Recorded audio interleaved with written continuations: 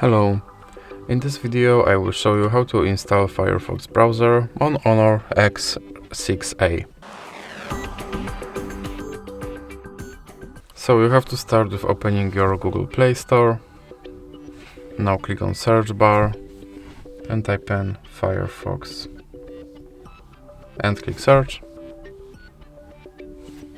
and now click install.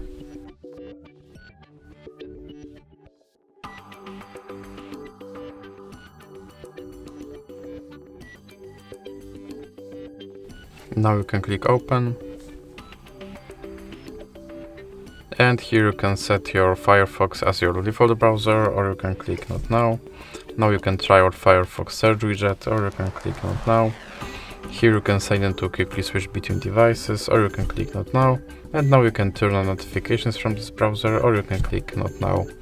And your Firefox browser is now installed and set up. So that's it for this video.